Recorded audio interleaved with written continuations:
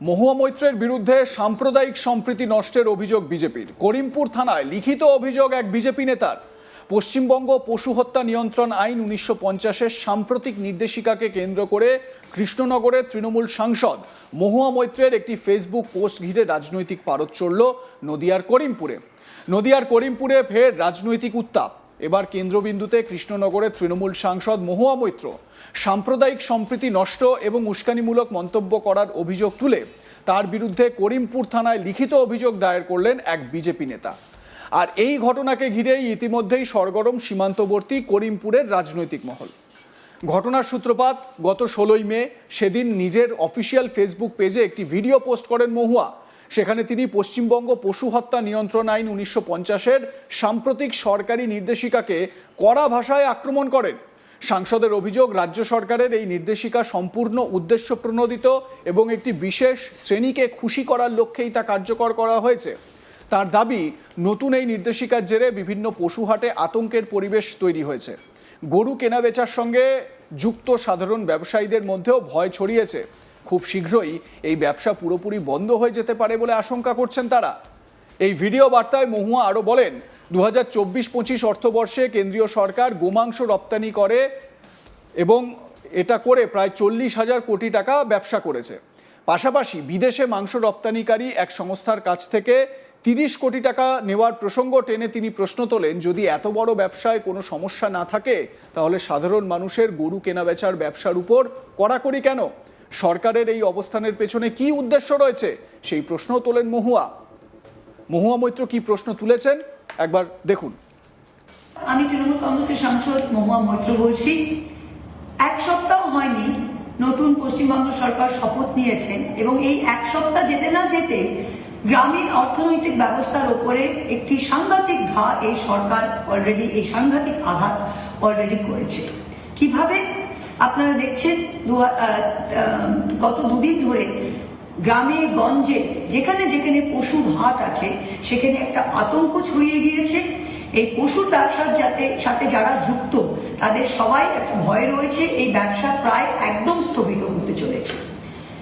আমরা জানি যে ভারতীয় জনতা পার্টি, পশ্চিমবঙ্গের সরকার একটা বিশেষ সম্প্রদায়কে উদ্দেশ্য করে এই কাজটা করার চেষ্টা করছে। কিন্তু সত্যিটা কি জানেন? সত্যিটা যে পশ্চিমবাংলার গ্রামীণ অর্থনৈতিক ব্যবস্থাতে কোনো বিশেষ সম্প্রদায় এই কাজের সাথে যুক্ত নয়। সকল গরিব মানুষ, আপনার জাতি ধর্ম নির্বিশেষে এই কাজের সাথে যুক্ত। ঘোষ দাস যেমন এই ব্যবসার সাথে যুক্ত, তেমন মুসলিম সম্প্রদায়ও যুক্ত। তা আপনারা যখন এই বিজ্ঞপ্তিটা জারি করছেন, আপনারা যখন এই পশুর ব্যবসাটা বন্ধ করার চেষ্টা করছেন, তখন কিন্তু আপনারা যেটা চেষ্টা করছেন একটা বিশেষ সম্প্রদায়কে উদ্দেশ্য করা, সেটা কিন্তু সফল হচ্ছে না। চোট কার গায়ে লাগছে? সব গরিব মানুষের গায়ে লাগছে। আর আরেকটা জিনিস আপনাদের সবাইকে জেনে রাখা উচিত, আপনারা একটু গুগল আছে সবার কাছে ফোনে, গুগল করুন যে 2024-25 সালে ভারতবর্ষের সবচেয়ে বড় মিট এক্সপোর্টার যারা বিফ এক্সপোর্ট করে, অ্যালানা এক্সপোর্ট নাম হচ্ছে, তারা 30 কোটি টাকা ভারতীয় জনতা পার্টি ফান্ডে ডোনেশন দিয়েছে 2024-25 সালে। এটা আমি বলছি না। বিজেপি এখন বলবে যে মহুয়া মৈত্র উস্কানিমূলক কথাবার্তা বলছে, সাম্প্রদায়িক সম্প্রীতি নষ্ট করছে, তা নয়, এটা সত্যি। আরেকটা কি, রাজ্যসভার সাংসদ জন ব্রিটাস একটা প্রশ্ন করেছিলেন রাজ্যসভায়, তার উত্তরে ডিপার্টমেন্ট অফ কমার্স কেন্দ্রীয় মন্ত্রী কি বলেছিলেন? তিনি বলেছিলেন যে 2020-21 আর্থিক বছরে ইন্ডিয়ার কারবিফ এক্সপোর্ট ছিল, রপ্তানি যেটা, তার মূল্য ছিল 30,000 কোটি টাকা। সেটা বেড়ে গিয়ে 2024-25 আর্থিক বছরে 40,000 কোটি টাকা হয়ে গেছে। তা যেই বিজেপি, যেই কেন্দ্র সরকার রপ্তানি করে দেশে ফরেন এক্সচেঞ্জ আনতে পারে, তখন পশুর মাংস খারাপ হবে। আর যেই বিজেপি অ্যালানা এক্সপোর্ট থেকে 30 কোটি টাকা ডোনেশন নিতে পারে বড়লোক থেকে, তখন কোনো ভুল নেই। কিন্তু গরিব মানুষের পেটে লাথি মেরে এই ব্যবসা বন্ধ করে আপনারা কি প্রমাণ করার চেষ্টা করছে? মানুষ কি বুঝছে না? গত দুদিন হলো যেই ইলেকশন শেষ হয়েছে, 3 টাকা করে ডিজেল পেট্রোলের দাম বাড়িয়ে দিয়েছে, গ্যাসের দাম আরো টাকা বাড়িয়ে দিয়েছে। প্রায় 110 টাকা লিটার পেট্রোল দিতে হচ্ছে মানুষকে, প্রায় 100 টাকা ডিজেল দিতে হচ্ছে, আগামী দিনে আরো বাড়বে।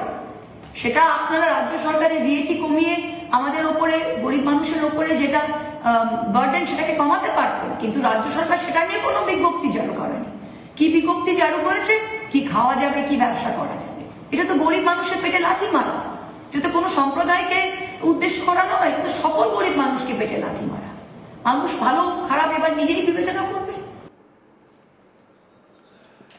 সাংসদের এই মন্তব্যের পরেই তীব্র প্রতিক্রিয়া জানায় বিজেপি। করিমপুর বিধানসভার মণ্ডল 3-এর সহসভাপতি গোলক বিশ্বাস করিমপুর থানায় লিখিত অভিযোগ দায়ের করেন।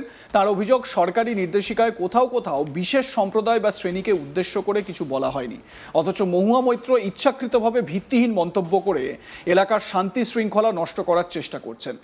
বিজেপি নেতা কি অভিযোগ করছেন মহুয়ার বিরুদ্ধে, শুনুন।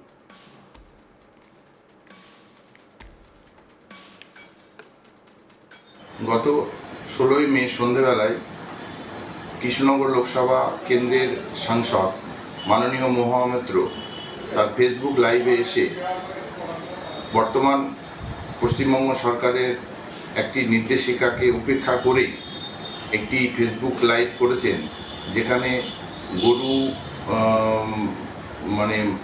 মাংস এবং গরুকে কেন্দ্র করে একটি ভিডিও প্রকাশ করেছেন।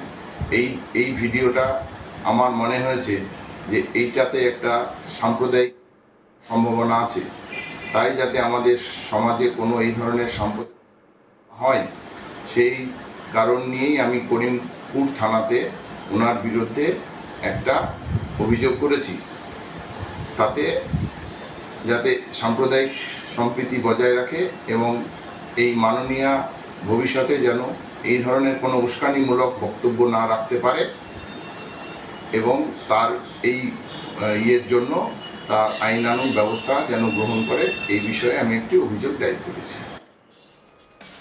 এই বিতর্কে সরব হয়েছেন করিমপুরের বিজেপি বিধায়ক সমরেন্দ্রনাথ ঘোষও। তিনি দাবি করেন, সরকারি নির্দেশিকায় কোথাও পশুহাট বন্ধ বা গরু কেনাবেচা নিষিদ্ধ করার কথা উল্লেখ নেই।